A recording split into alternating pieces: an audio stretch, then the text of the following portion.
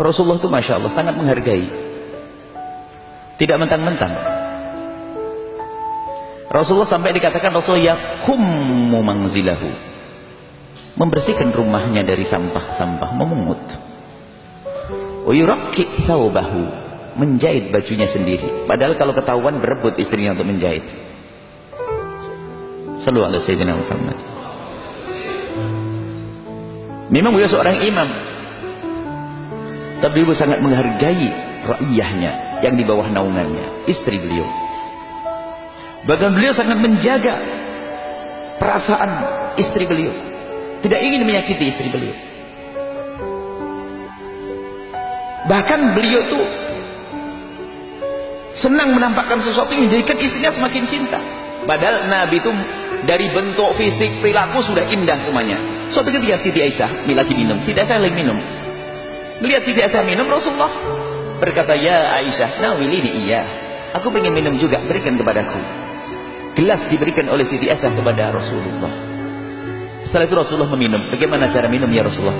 Diputar gelasnya, dicari di mana bibir Siti Aisyah nempel di bibir gelas, disitulah bibir Rasulullah ditempelkan, ditampakkan bahwasanya dia tidak jijik dengan bekasnya Siti Aisyah.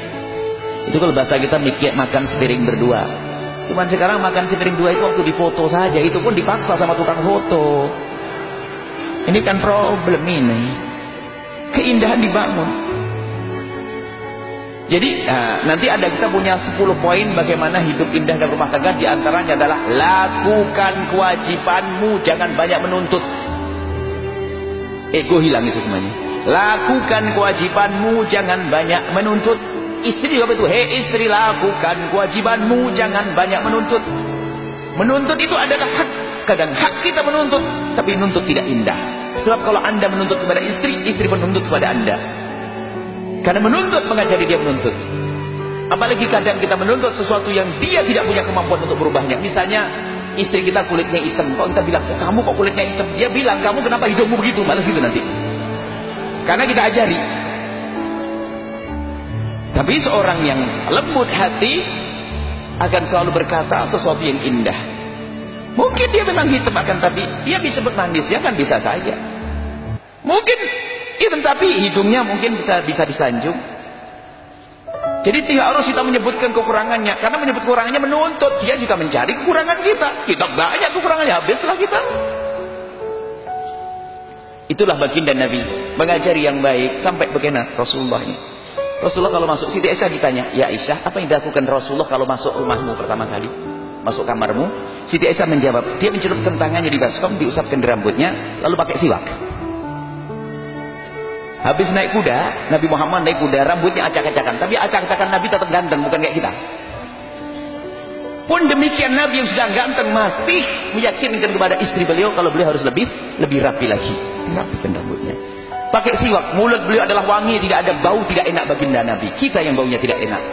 Nabi mulutnya wangi, meyakinkan pakai siwak, dibersihkan mulutnya karena akan masuk kamar. Layaknya suami istri di kamar menyenangkan seorang istri. Makanya saya sering pesan pada suami, cobalah sebelum pulang rumah tuh mampir pom bensin, bersih-bersih, pakai sikat gigi, minyak wangi, gitulah. Beli rokok saja ada yang mampu 10.000 per hari misalnya, beli minyak wangi nggak bisa, wangi-wangi deh gitu. Jadi masuk pintu rumah itu istri saya dengar, oh suamiku datang. Itu sang istri pun juga, biasanya istrinya harus datang di samping ini, dengar juga, bukan dengar. Istri juga begitu. Siti Aisyah bagaimana? Rasulullah belum datang, dengar nanti sore akan datang, sudah siap mulai 2 jam sebelumnya. Siap menunggu sampai suatu ketika ada kuda lewat, dibuka, bukan Rasulullah, kudanya orang rupanya. Sekarang, zaman sekarang, istri suami datang, ketuk-ketuk pintu, pulang bang, buka sendiri, pintunya gak dikunci bang, dorong sedih glodak, patahlah itu kunci. Rupanya asik di depan sinetron. Ini kan istri zaman sekarang. Lah kalau sudah semuanya ego begitu gimana indah? Coba saja, nggak usah serius, nggak usah beneran, bayangin saja Anda pulang, bayangin pulang tiba-tiba istri membukakan pintu, bantu nurunin helm, ngambilkan segelas air. Apa yang terjadi di hatimu? Istri denger gak nih? Masya Allah. Ini adalah keindahan dibangun dalam rumah tangga. Jangan banyak menuntut, lakukan kewajibanmu. Kewajibanmu apa sih? Pikir kewajibanmu. Kewajibanmu adalah menyenangkan istri. Wanita pun juga punya prinsip menyenangkan pasangan. Sayyidah Khadijah Al-Kubra Istri Nabi Muhammad tercinta punya prinsip indah dalam rumah tangga. Waktu orang-orang wanita Arab berkata kepada Siti Khadijah, "Hei Khadijah, alangkah senangnya engkau punya suami Muhammad." Siapa enggak senang?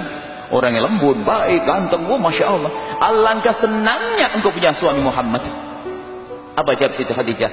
Demi Allah, semenjak aku menikah dengan Nabi Muhammad, aku tidak pernah berpikir bagaimana aku bersenang-senang dengan Nabi Muhammad, tapi yang aku pikirkan adalah bagaimana Nabi Muhammad senang dengan aku.